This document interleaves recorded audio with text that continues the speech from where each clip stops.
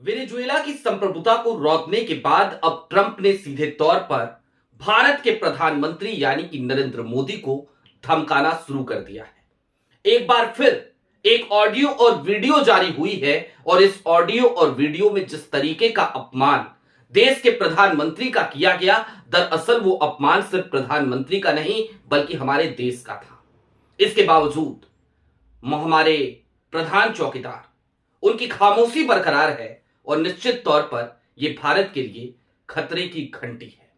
नमस्कार, मैं स्वप्निल और आप मुद्दा देख रहे हैं।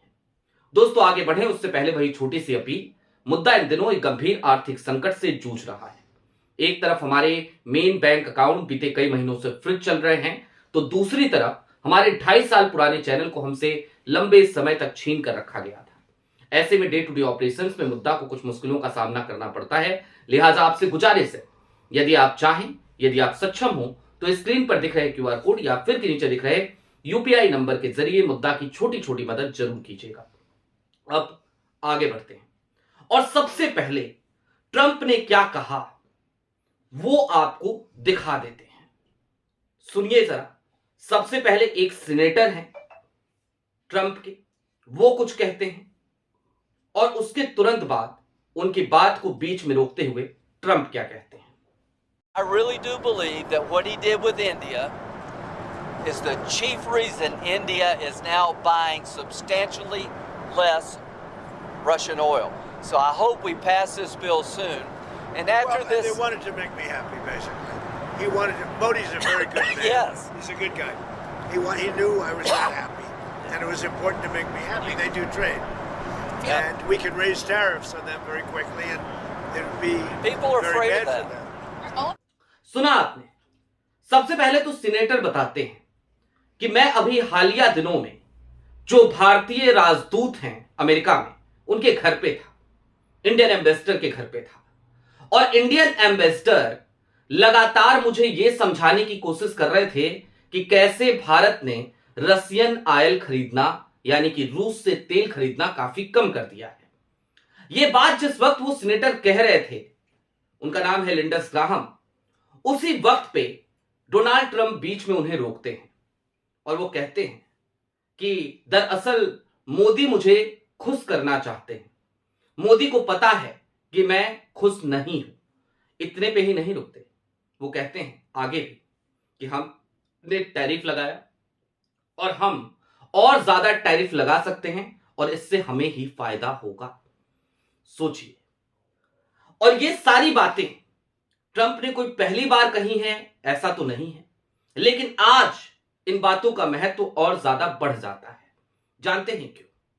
वेनेजुएला का क्या हश्र किया ट्रंप ने, किस तरीके से मादुरो को वो लेकर के उठा करके वेनेजुएला की धरती से अपने यहां लेकर के गए, और आज की तारीख में जिस डिटेंशन सेंटर में निकोलस मादुरो को रखा गया है वो अमेरिका की सबसे खराब जेलों में से एक है। वो ऐसी जेल है जहां पे बीते कुछ दिनों में कुछ सालों में तमाम तरीके की समस्याएं देखने को मिली हैं। वो यानी कि डोनाल्ड ट्रंप वेनेजुएला पे बात कर रहे थे, डोनाल्ड ट्रंप ईरान पे बात कर रहे थे, डोनाल्ड ट्रंप आगे आने वाले दिनों में अमेरिका की क्या सामरिक रणनीति होगी इस पे बात कर रहे थे, और इसी बीच में भारत का जिक्र करना, इसी बीच में उनके सीनेटर के जरिए भारत के राजदूत उनकी चापलूसी कर रहे थे, इस तरीके का वक्तव्य देना और उनकी बात को रोकते हुए ट्रंप का फिर यह सीधा बयान कि हम टैरिफ लगा सकते हैं। और इन सब के बीच हो क्या रहा है? हमारे प्रधानमंत्री अभी तक खामोश हैं। दोस्तों, बात सिर्फ आज या कल की नहीं है। अब प्रधानमंत्री नहीं बोलेंगे तो हमें तो बोलना पड़ेगा।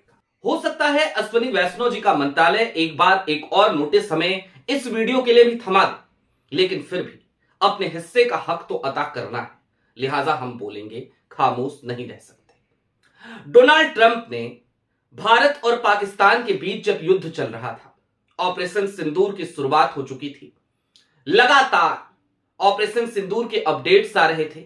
उसी बीच में अचानक से एक अपडेट आता है और डोनाल्ड ट्रंप युद्ध विराम की घोषणा करते हैं। ना तो भारत करता है ना पाकिस्तान। डोनाल्ड ट्रंप युद्ध विराम की घोषणा करते हैं, जाहिर सी बात है हमें तब भी ठेस पहुंची थी। और ट्रंप की बात पर मुहर लगाते हुए भारत का विदेश मंत्रालय सीधे तौर पर आता है और वो भी इस पर पुष्टि कर जाता है। और इसके ठीक बाद हमें कई और चीजें देखने को मिलती हैं।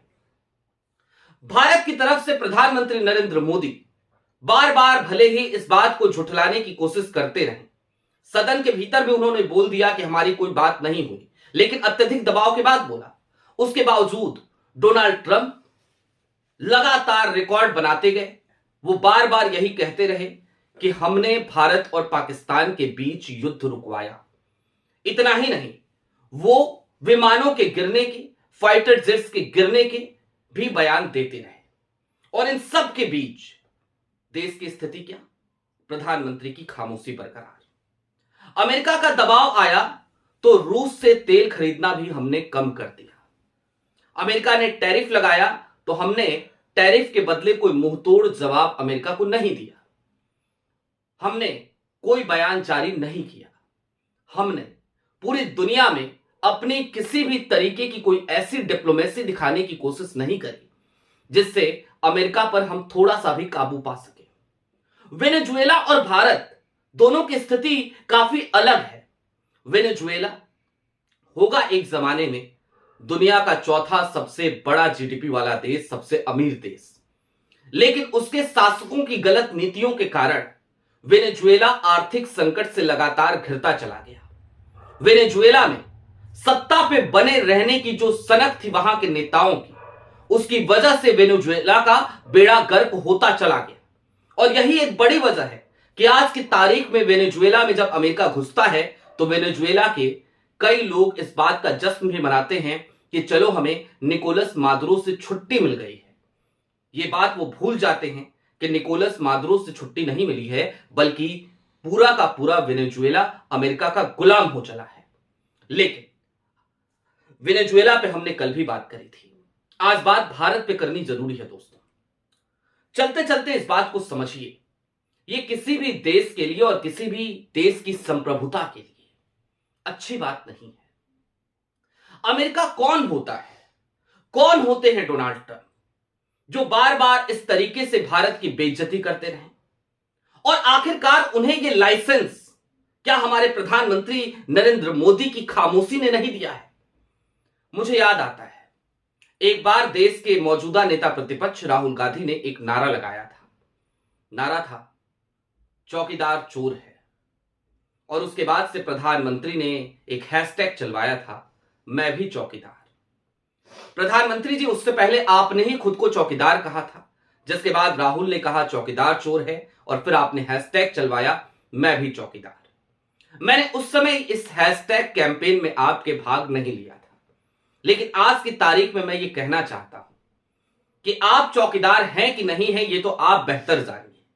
क्योंकि यदि आप वाकई में देश के प्रधान चौकीदार होते तो आज की तारीख में डोनाल्ड ट्रंप इस तरीके की बदनीयती के साथ बयान देने के लिए आजाद नहीं होता, उसकी हिम्मत नहीं होती। किसी जमाने में आप जाकर के अमेरिका में जिस डोनाल्ड ट्रंप के लिए वोट मांग रहे थे, वो डोनाल्ड ट्रंप आज बार बार भारत को बेइज्जत कर रहा है और आप ऐसे मुंह पर उंगली लगाकर बैठे हैं। लिहाजा आप तो प्रधान चौकीदार नहीं, लेकिन इस देश का हर नागरिक इस देश का चौकीदार वाकई में है। हर नागरिक देश का चौकीदार है। आप जवाब दें, यह ज्यादा बेहतर है।